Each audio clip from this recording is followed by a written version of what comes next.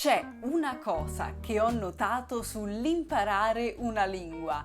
Il processo non è lineare. Soprattutto la nostra percezione non è lineare, va a scatti.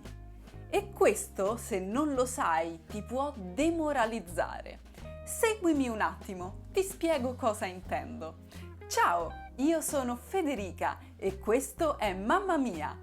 Qui trovi video sullo studio dell'italiano, sulla cultura italiana e anche video un po' più personali, tutto direttamente in italiano.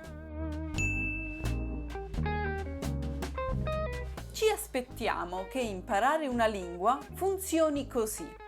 Cominciamo qui che sappiamo zero della lingua. Dedichiamo un certo tempo alla lingua ogni giorno, ad esempio mezz'ora al giorno, e quindi cresciamo in modo costante.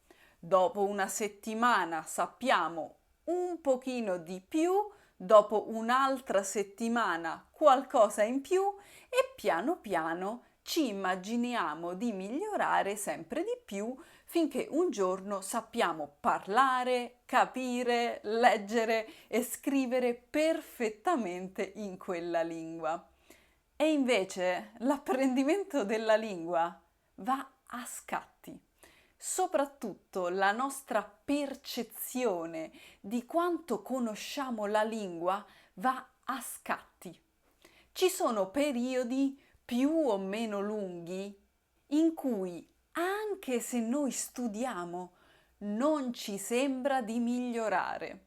E certo che se dopo una settimana di studio non ti sembra di aver fatto progressi, penserai che è normale, ma se sono mesi che non vedi miglioramenti, la cosa potrebbe essere demoralizzante. Il fatto è che i progressi forse non li vedi, ma stanno avvenendo. Se stai dedicando del tempo all'italiano ogni giorno, di sicuro qualcosa sta avvenendo. Poi ci sarà un giorno in cui all'improvviso ti dirai: porca miseria, capisco! Mamma mia, riesco a parlare! E da quel momento parlerai come un madrelingua e i cherubini ti accompagneranno suonando le trombe. Ovviamente no. Non c'è un singolo momento in cui finalmente sai la lingua, hai finito. Questo momento non arriverà mai, ma ci saranno tanti momenti durante il percorso di apprendimento in cui ti dirai: wow, capisco, ieri non capivo niente e oggi capisco tutto. Wow, riesco a dire le cose. Ieri non mi venivano le parole e ora riesco a dire queste cose. Ovviamente non significa che da quel momento sai la lingua, sei arrivato, fine. Significa che, ad esempio, un certo tipo di video che prima non capivi, tutto insieme lo capisci. Che un giorno ti capita di parlare e ti escono le parole naturalmente. Alcuni di questi scatti sono così significativi che mi ricordo il momento in cui sono avvenuti. Ad esempio, la mia prima vera conversazione in olandese con persone che non parlavano inglese. Ancora me la ricordo perfettamente.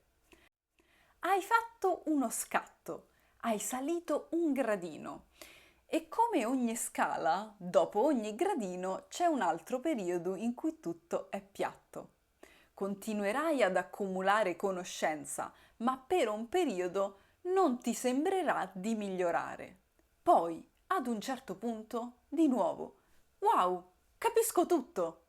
Questo andamento a gradini è importante da conoscere, perché altrimenti rischiamo di demotivarci nei momenti in cui ci sembra di non migliorare e magari molliamo, ma eravamo a pochi giorni o poche settimane dal prossimo gradino.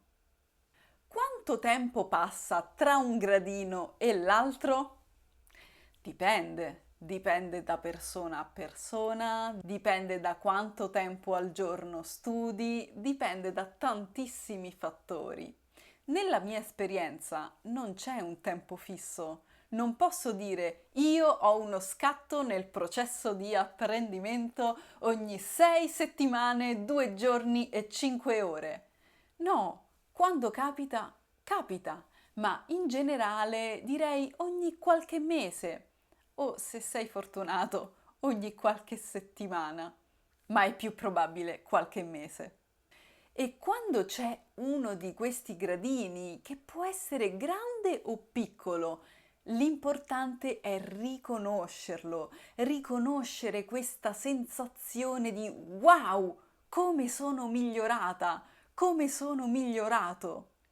E se sei nel momento dello scatto, sfrutta quella motivazione, perché è uno dei momenti più belli e soddisfacenti del percorso di apprendimento di una lingua. Quando sono in uno di questi momenti mi sento super motivata, mi viene voglia di studiare ancora di più, mi viene voglia di parlare, di trovare occasioni per usare la lingua.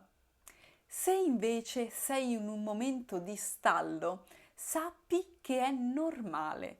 Ti sembra che tu non stia facendo progressi, ma le conoscenze si stanno accumulando di nascosto. Come in questa immagine, in cui la pianta di bambù sembra rimanere uguale per anni, quando poi in poche settimane cresce tutto all'improvviso. In realtà in quegli anni stava crescendo, solo che stava crescendo sottoterra. Per fortuna noi non dobbiamo aspettare 5 anni per un'unica potente crescita, ma incontreremo molti piccoli gradini. Io per oggi ho parlato abbastanza. Ciao, alla prossima!